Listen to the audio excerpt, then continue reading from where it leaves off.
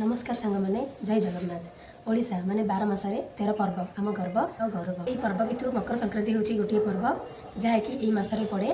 प्रत्येक घरे घरे मकर चाउल मकर पिठा एमती विभिन्न प्रकार पिठापणा हुए।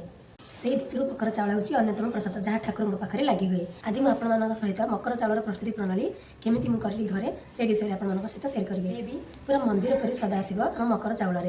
ताले चलतु ए प्रस्तुति प्रणाली आरंभ करवा। मकर चाउल पे कौन कौन सामग्री सब व्यवहार कर देखई दूसरी आम भिडियो स्टार्ट करवा। मकर चाउल मैंने प्रथम तो चाउर कथा ही आसो से लगी ये आम अरुआ चाउल नवा। अरुआ चाउल को बेसी चिकन कर बाटबेनि टिके खदड़ा अंश रमितिक सुजी परी हाथ को लगे टेस्ट पूरा परफेक्ट आसो खावाई भी भल लगे। तापर मुझे क्षीर नहीं कंचा क्षीर ही यूज करवा कहीं ठाकुर पूजा कंचा क्षीर ही यूज हुए। तापर मुझे कदली नहीं दुईटी कदली को एमती काटिकी नहीं आखु अल्प टिके नहीं काटिकी छोट टिके अदा को एमती टिक टिक कर काटिकी नहीं तापर अल्प टिके गोलमरीच गुंड नहीं घी टिके अल्प नहीं दही गोटे चामच नहीं अल्प टिके सब पंचामृत यूज हुए। मुँह को मुझे नहीं तापर ये गुड़ नहीं आप चाहिए चीनी भी यूज करेंगे।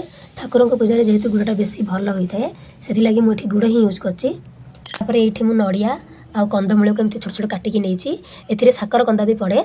मो पाखे जेहेतु साकर कंदा ना मार्केट एवेलेबल नाला से लगी मुझे नड़िया आ कंदमूल को भी नहीं गोटे चामच महू नहीं कमला डालिंब आ अंगूर को एमती छोट छोट काटिकी मुझे आप चाहिए फलर कम आ अधिक व्यवहार भी करेंगे। एबे चलतु मकर चाउल प्रस्तुति आरंभ करवा। अरुआ चाउल जगह बासमती चाउल भी आप यूज करेंगे जेहेतु गोटे ठाकुर पूजा लगे तो बासमती चाउल जोटा कि मार्केट में मिलूँ से स्टीम हुए तो से लगी से ठाकुर पूजा लगेनि से लगी आम घरे थी अरुआ नुआ चाउल ही यूज कर नुआ ना भी चलो किंतु अरुआ चाउल ही यूज करने पड़ो। आम क्षीर नवा अल्प अल्प क्षीर नहीं कि आम प्रस्तुति आरंभ करवा। आम कदली की देवा टे चकटी नवा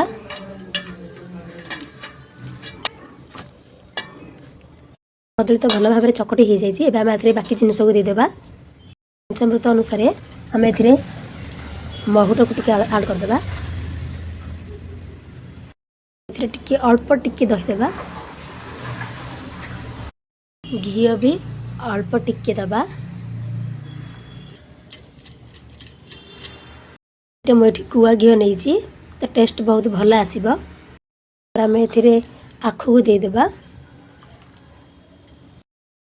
ये जो अदा को काटिकी रखी या भी ए देदेबा नड़िया आ साकर कंदा को दबा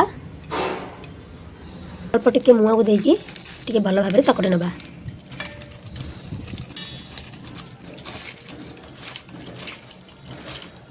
टिके बहलिया हो जाए तो से आम आउ टिके क्षीर नहीं नवा आम ए काटिक रखी फ्रूट्स को सब नहीं नवा।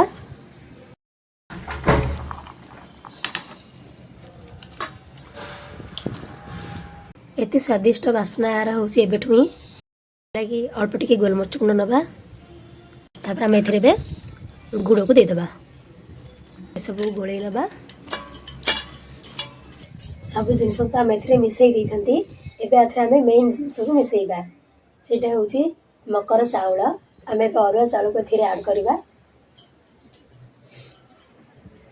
एठार ही यार बास्ना बहुत बढ़िया आसला पूरा मंदिर पर ही बास्ना हो चाउल मिस सारा पर आहरी बहुत बढ़िया टेस्ट आसब।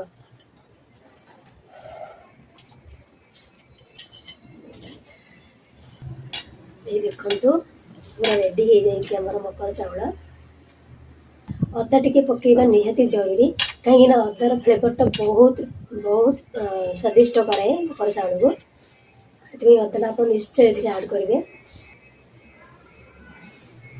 मु पाखापाखि गोटे ग्लास क्षीर आनी से क्षीर पड़ी पूरा मंदिर तो पूरा मंदिर पर स्वाद ही आसे बास्ना ही कहीदे ये के स्वादिष्ट हो मंदिर पर स्वादिष्ट और बास्नार भरपूर मकर संक्रांतिर स्पेशल भोग मकर प्रसाद एबे रेडी।